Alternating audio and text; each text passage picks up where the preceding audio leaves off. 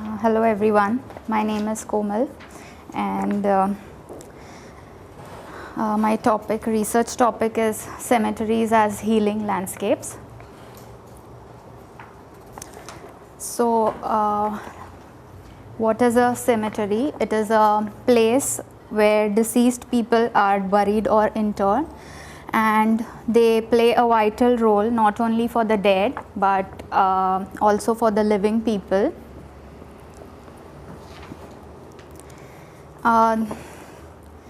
Earlier, death was more stitched into the fabric of the society by the location of graveyard near or inside local churches, and but nowadays the line separating life from death is very sharp today, and this is how it is shifted from the churchyards to more public and private cemeteries. And then nowadays it's lawn cemeteries, and we don't know what next. And this is how the headstones have evolved over centuries. Nowadays, earlier they were more magnificent and huge, and with more symbols on it which represented different cultures, and nowadays it's more simplistic and minimal. The universal approach. Every culture has a history of funeral customs and burial rites. So the common threads in this process are some kind of rites and rituals or ceremonies, a sacred place for the dead, and memorialization of the dead. But these commonalities come with thousands of variations in all the cultures. And this is the cultural reflection which I have tried to show between 6 different cultures. What do they prefer, and what do they think about death and afterlife? And after analyzing it, all these cultures, it's mostly it's either cremation or burial. And what would I suggest? If it's cremation, then the ashes to be stored in columbarium vaults, which will save on space. And if it's burial, then it has to be eco burials. The grief process, it has several stages, and it can vary from person to person.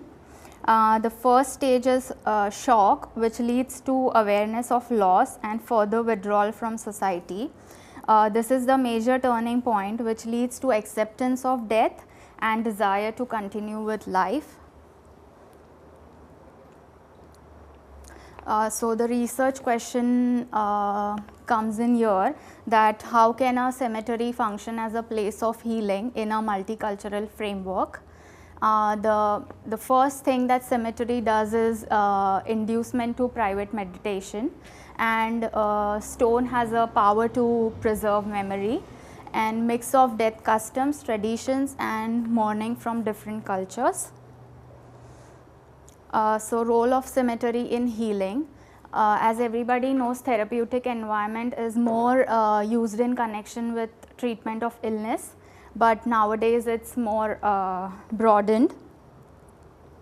So this is Matthew Berry's thesis, which investigating the cemetery as a therapeutic environment. He recognized these 3 key attributes, and the first one is a physical environment, the space and objects in the surrounding, and the second one is the administrative environment, which are like the formal rules and regulations, and the behavioral environment.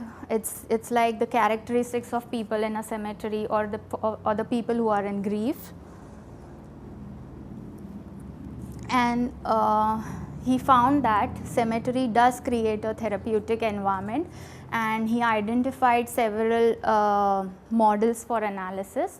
And this the first one is prosthetic model, wherein the individual grave or a memorial acts as a prosthetic device in the process of healing. And normalization model, the natural landscape, the surrounding around us, it helps one heal. And enhancement model, wherein the bereaved or the mourners, they themselves make the a memorial attractive, which provides hope and rejuvenation. Moving on to case studies, Avonhead Park Cemetery. It is an interesting example of New Zealand, and it was intended to be a park setting, and only massive lawns and plantings would be seen, but people didn't respond to it. They didn't like that idea, as there were no markers or headstones, and then there was a sudden reappearance of headstones in the same cemetery. The Woodland Cemetery, this case study is a good example of a blend of natural landform and architectural features to create a landscape well suited for a cemetery. Igulada Cemetery, this project, it feels like it's emerging from the site and is intended to return to the earth, and that is because of the use of materials. And there are tree plantings which remind the bereaved of life and renewal, and the journey through this site is a slow progression through spaces which allows mourners to move at their pace and relate to time and memory. And this is a summary from case studies wherein journey, the topography, time, symbolism, materials, nature, vegetation, and the things which are important for a cemetery to work. Urbanization, due to urbanization, land shortage is a major problem in all cities nowadays, and due to that, cemeteries are pushed out of cities, and also the popularity of cremation over burial is increasing.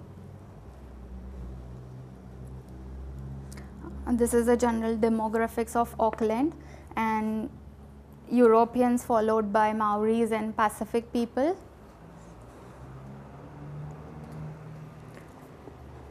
Land shortage, accommodating the dead is an important component of planning which is required for Auckland's growth, and at present there are 8,000 people who die each year, and there are 52 cemeteries in Auckland, out of which 27 are active for burial and only 3 for ash pots, and new cemeteries are clearly required within 4 years.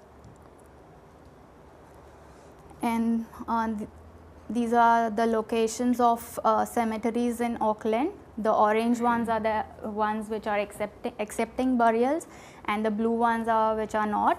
And there are these 3 major cemeteries in Auckland: Waikamete, North Shore Memorial Park, and Manukau Memorial Park. My chosen site is Waikamete Cemetery. It is located in the west, and on the northern boundary is the Great North Road, and on the eastern boundary the Glenview Road.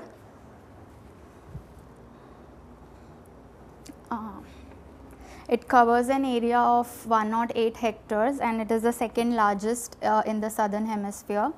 And out of 108, 62 hectares is existing graves and infrastructure, 43 is regenerating scrub and vegetation, and 2.8 is available for future interments.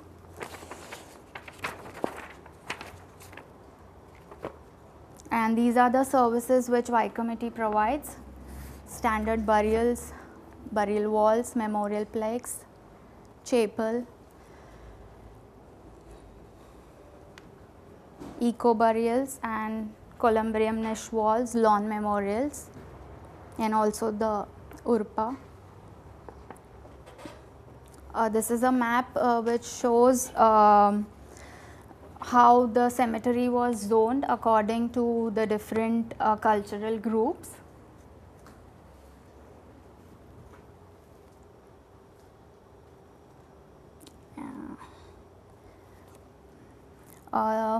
The natural areas include, it's a mix of native bush and exotic weeds, and it is of ecological importance as it is a large and unique habitat, but the quality of it is degrading by weed invasion, and that is why it needs to be looked upon. And there are this riparian margins which are designated as ecological linkage opportunity.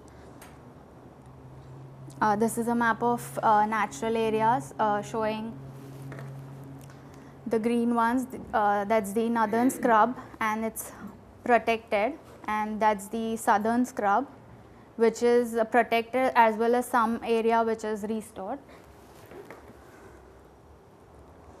These are the native plants which were identified, and the weeds.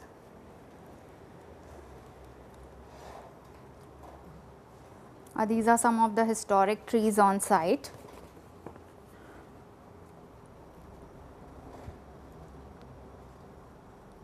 And historic buildings which are being restored. And the cemetery has a cultural significance as it caters to many New Zealand communities, and it has a category 1 listing in cultural heritage inventory, and also the wildflower collection is significant, and there are many other types of vegetations that can be seen on site.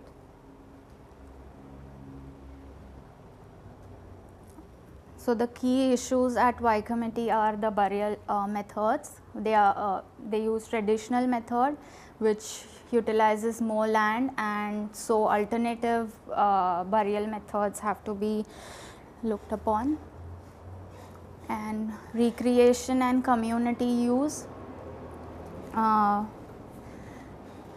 it has to be more open for the general public, so that and more walkways and seating areas must be created, so that there's less of vandalism, and in the end it is destined to become a memorial park.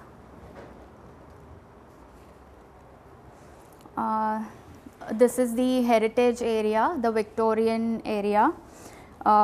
It is of historic importance but has a neglected character, so infill into these areas would help retain it. Stormwater, there is a need for stormwater management, and so enhancing the streams which go down would help reduce soil erosion and runoff. The natural areas, they are protected, and utilizing this natural areas and expanding into this natural areas and making room for some burials or memorials is an option. So these are the project goals: problem of land shortage, healing environment for bereaved, healing the ecology of land, and adding to the urban green space network and recreational spaces. Site analysis, which shows existing burial plots and existing ash lawns and a few proposed things.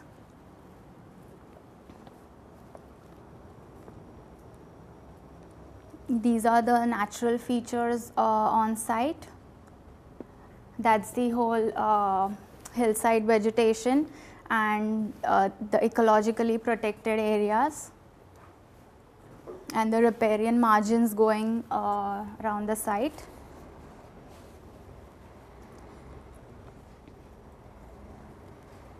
Again, some of the plant species. That area is predominantly native species, and that's exotic, and this is a mix of exotic and natives.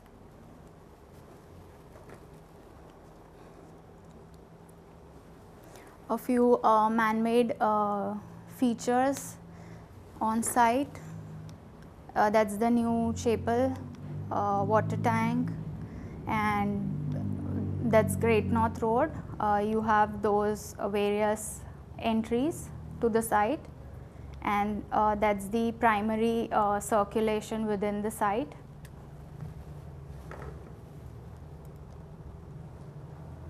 And microclimate and views. So that's my test site 1 and 2 and 3. So 1 is the southern scrub, which has got a good view, and view both ways, even this side, and from here it's that side towards the city. And this is the old Victorian area. Yeah, so test 1, southern scrub and the northern scrub and Victorian areas. 5 minutes. And this is an attempt trying to relate time and culture and healing and ecology.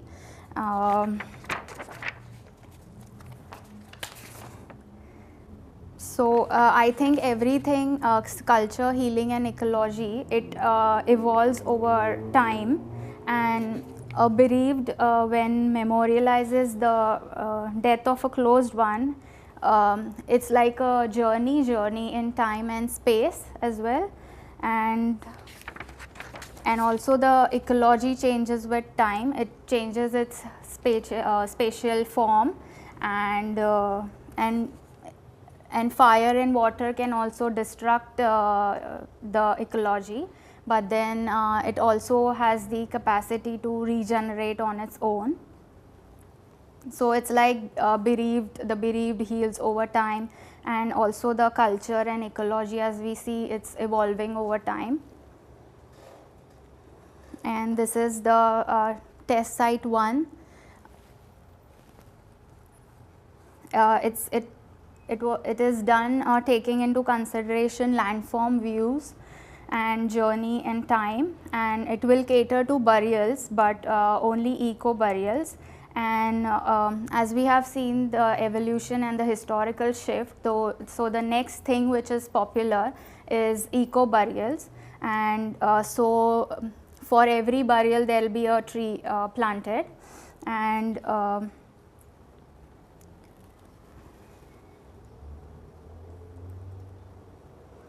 the burials will be done from the lower end and going upwards, so that when the bereaved person walks through the site, he sees the plantings and everything growing over time, and that will give him hope and rejuvenation. And also there's an opportunity of linkage between Vaikumati Cemetery and the Singer Park. It will be like a tunnel or something going below the railway line, and then coming up into the park again, and eventually it will grow into a forest and a memorial forest. And but the plant species here are susceptible to disturbance caused by fire, but the species also have the capacity to regenerate, and we cannot predict when the fire would occur, but when it occurs, it will destroy, and there will be an opportunity to reuse the site for burials again and create a new forest again. And that's test site 2. This is the northern scrub of the cemetery, and creating a walkway through creating a walkway through the bush and having columbrium walls around it, and also gathering courtyards, and around the walkways there will be ash pot burials around the stream and around the walkways. And this bush walk can be a recreational access for the common people, and the journey through this bush would help the bereaved feel rejuvenated. And that's the detail of a columbrium wall. And there's a section through the water tank. The water tank and the bush, the walkway going around, and the columbrium wall there. That's a view.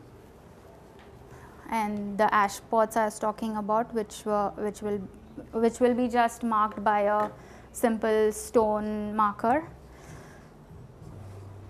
And that's my test site 3, the Victorian areas. We don't know where exactly the plots are left unused, but the cemetery manager told us that there are around 2,000 burial plots which are unused. So that could be utilized without destroying the character of these Victorian areas, and this can be achieved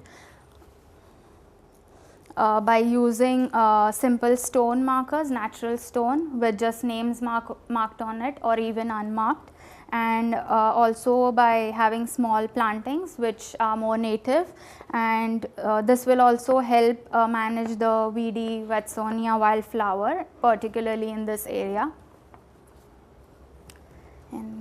And the next methodology is design development for all the 3 sites: materiality, representation of time and design, and reflecting on implications of theory and design testing. Thank you.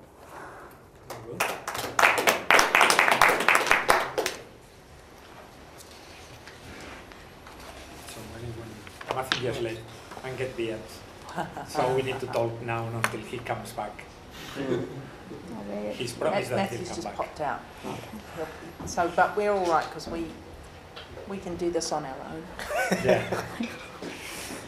So thank you for that, Kormal. That was lovely, and I love your choice of site. I think Waikomiti Cemetery is an absolute gem of a place. Having been there, I was there only about a month ago, and on a beautiful day like this. I have to say, if you haven't been there in the Victorian part, it's magnificent, isn't it? Like the view. It's a massive piece of land, and there's no reason to go there really, especially the old part. I was looking for the graves of some of my ancestors, and so I've got 3 oldies lying there in that old part, and I'm sure they would really like having someone new lying next to them. Yeah, I think that would be good. And a bushfire as well. And a bushfire, yeah. I think that's a really cool idea, thinking about the city over time, you know, and the kind of pressure on burial and, you know, I don't know, places that have some sort of resonance and emotional significance. I think it's really, it's a nice project. It's a nice project. It's a really nice site. And I think your analysis is really interesting, and I think that, that's eco-burial topography is a pretty cool idea, actually. I'm not sure though, and you might know more about this than me, but I think it's kind of cool. But isn't that more of an Australian gum forest sort of thing rather than New Zealand native foliage? You know, like we have bushfires in pine forests, but I'm not sure if we have many in our native forests, is the thing. No, but the natives like Kanuka and Manuka, they are they catch fire quickly. Right. And they are the ones who regenerate on their own after a fire takes place. So they are the native species which catch fire. Okay. And they do burn well. Yes. So just quickly, if I did say before, this is Shivani's 3rd workshop? Yes. Yeah, so we'll do that. how are you going to choose between projects? Or you are going to do the 3 projects? All the 3. The 3? They will, yeah. This is which workshop is it? Third. The third. Right. So there is no more work. This is the. No, No. there's 6 months. 6 to go. months or something, but this is the last feedback. Yeah. Okay. Okay. Well, I still think that the tunnel one is the best one. And you should teach the other 2. The Then- tunnel one. Yeah, the first side that you The terraces. And yeah, then the terraces and going under the earth to emerge again. And I thought that was the best one. I think you have a problem when you introduce the time, but I mean, yeah, on the design, as in how are you going to represent when you put all your cards on all your eggs in one basket, saying that the healing is based on time and extrapolating onto, make design represent time. It's a big call, and to do it 3 times, I think it's pretty onerous. And yeah,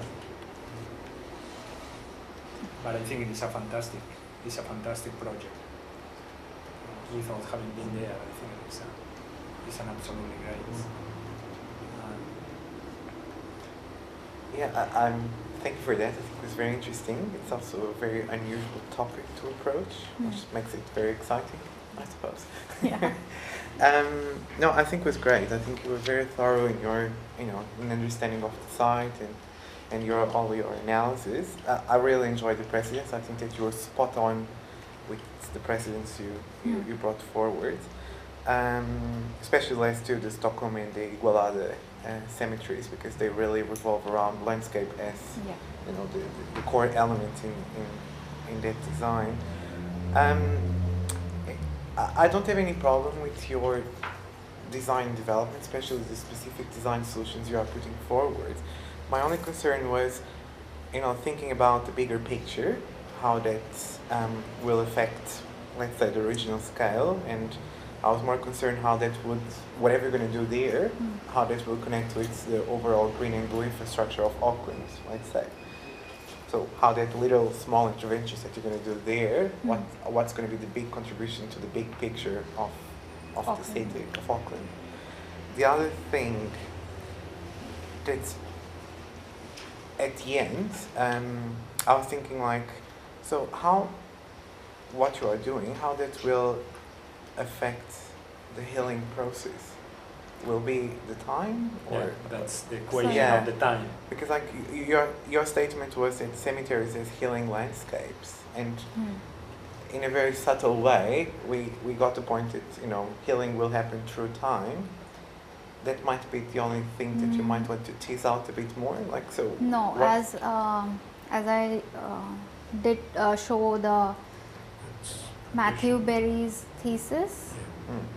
So in that he has this the physical environment which is there, already there, and So that's the boring part. Yeah. and the behavior, the characteristics, so Yeah. how people react when they are, and like the grave, the individual grave, that will act as a prosthetic device. So and the normalization. Normally, it's like the landscape which I take them through that will help them heal over So time. the journey they will do Yeah, will yeah. help them heal it. Yeah. Okay. That makes sense. Yeah, I think there's something connected with beauty, a beautiful landscape Yeah. that is about life and death. Yeah. Definitely. Yeah. You might probably just want to make that argument a little bit stronger. Okay. Yeah. Yeah. It was not that strong. And I think once you go now forward with your specific designs for the 3 sites, I think that you also need to ground it a little bit more with all the typical stuff of existing infrastructure and materials, as you correctly pointed at the end. I think overall it's quite interesting.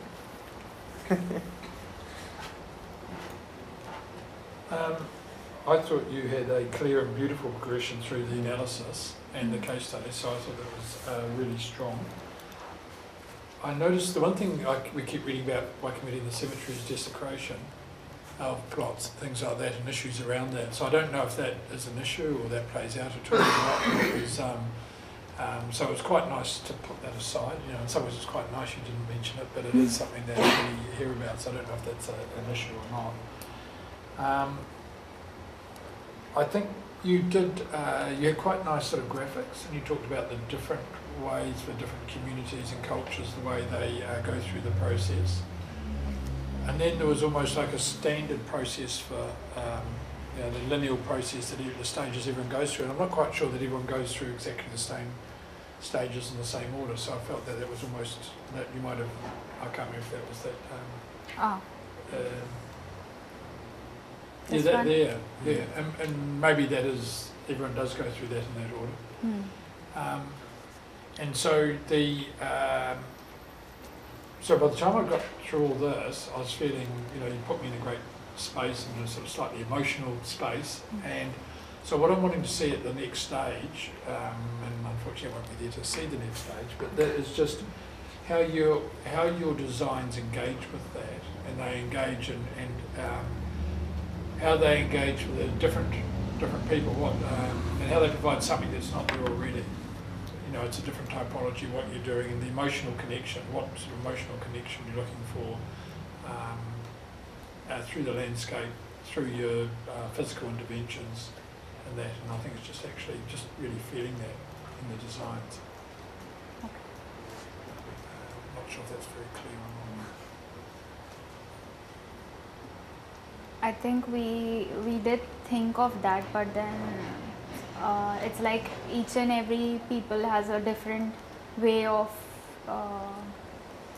healing and way of different time spans, and you cannot like completely define that this is how it will be.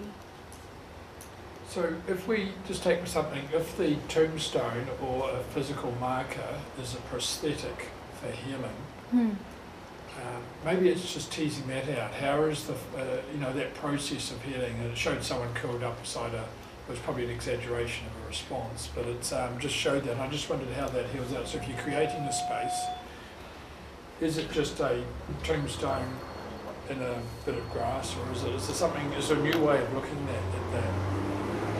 I was in Australia recently wandering through a cemetery, and I was quite surprised. There's some quite different, emerging different and newer types of tombstones. And different shapes, and you know, it's taking it slightly different, and sometimes even temporary materials used in places that weather and change over time.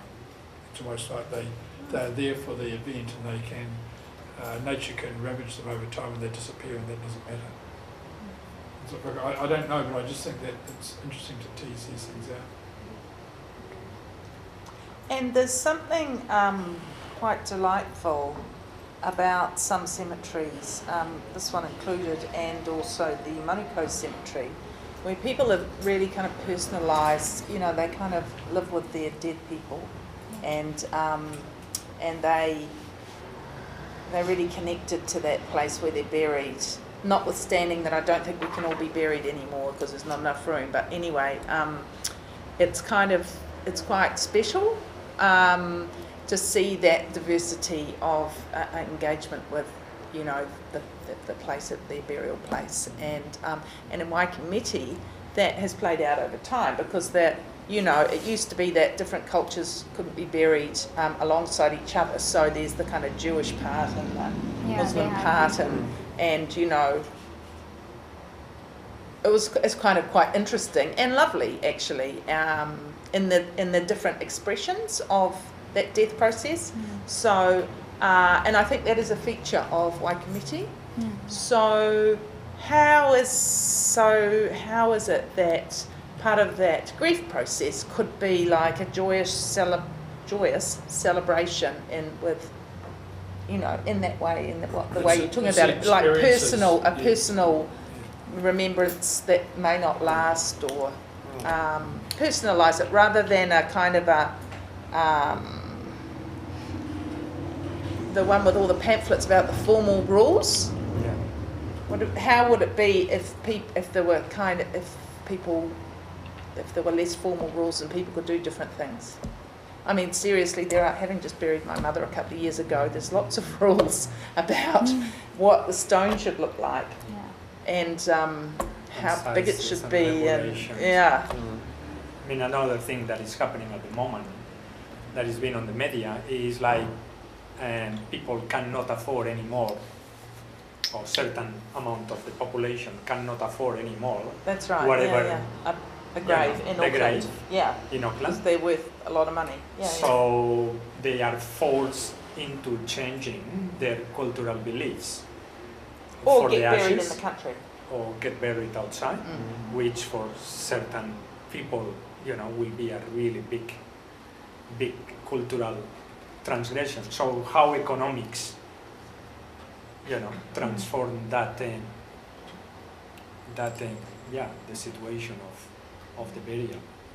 But I think at the moment, the project is a little bit too much in our heads and not in your drawings. We can imagine the project, and we get seduced with our ideas. Yeah. So when we see Esplins, we just have an emotional connection to that, and immediately there's the way you feel.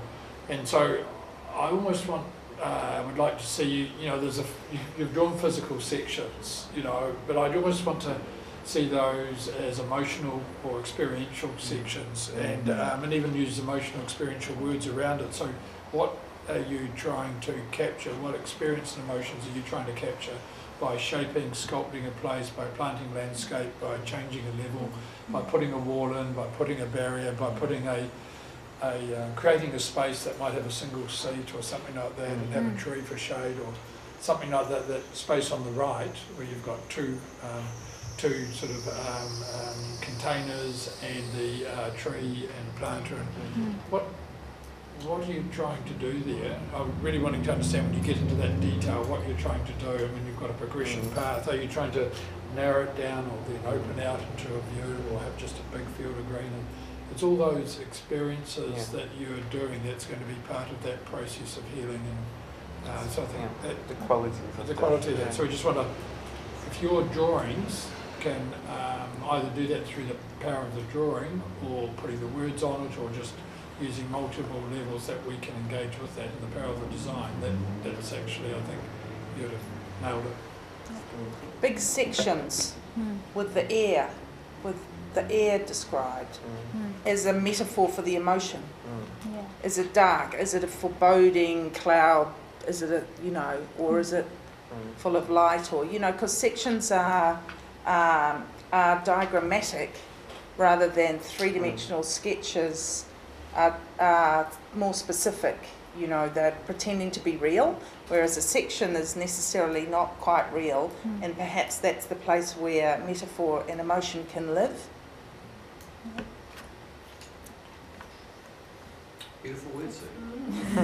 Well, Good way to You've break got it that down. on tape, so you just print it off. it's print it off. Okay, so is there any other comments? Yeah.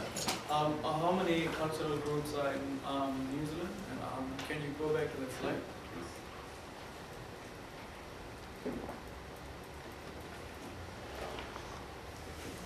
No, other one. The land subdivision in the cemetery area. Oh, the map. Yeah, are you gonna subdivide the land in the No, cemetery? no. It will be all together. That is what we are trying to do, because now even the culture, like I said, is evolving with time, and people don't nowadays it's more, people are moving towards eco burials and having small and simple markers. There are people who want those who have those big markers with pictures on it, but now it's more like giving something back to the earth. It's like also healing the earth along with healing the people. So it's not very not dividing it according to the cultures. So, what those pictures image, what the image indicates? That's existing. That's Oh. existing divisions within the cemetery. For the different Different cultures, yes. Which culture gets least allocation for the land? Least allocated land, small. Very Yeah. less. Oh. I'll have to find one. The life. I Yeah, think then it's There is still a little bit of Wesleyan. disconnection between Wesleyan. you set up the process of analysis and choosing the place, and you bring us to that emotional state, and then it's like plateaus from there with just doing gestures, not even projects, gestures that they are not creating that emotion and that you are selling us with the presentation. And I think you do a couple of big jumps.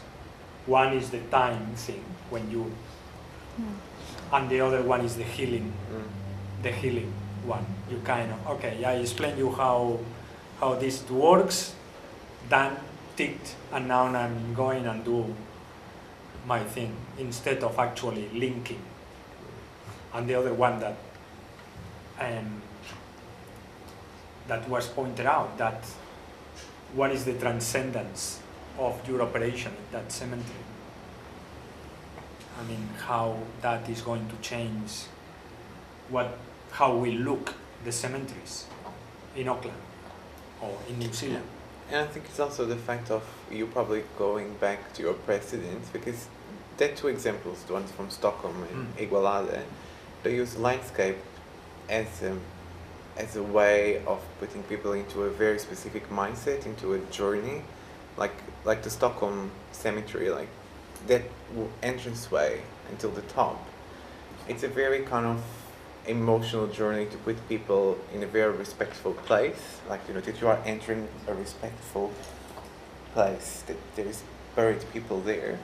So you might want probably to look back at your landscape, which seems quite dramatic by the contour lines, and how can you actually bring the landform in more as an active element into the journey that you are trying to tell. Play with the landscape. Yeah. Or that to a big move. The other thing I thought is that one where you've got the infill, that seems more like a strategy than a design project. Yeah. And I just wondered whether you actually didn't need to. You might have some design strategies around that, but it didn't feel like it's because you're not going to be in control of the tombstones. Yeah. So what you're really saying is, let's bring in a strategy where we do infill, and let's got a strategy where we do interventions. And so I think it's valid to mention that out and point it out, but I don't feel the design coming out of it. I think it's more the bit at the top and the journey down the hill and things like that. Those are the design things that I focus on for the design phase of the project.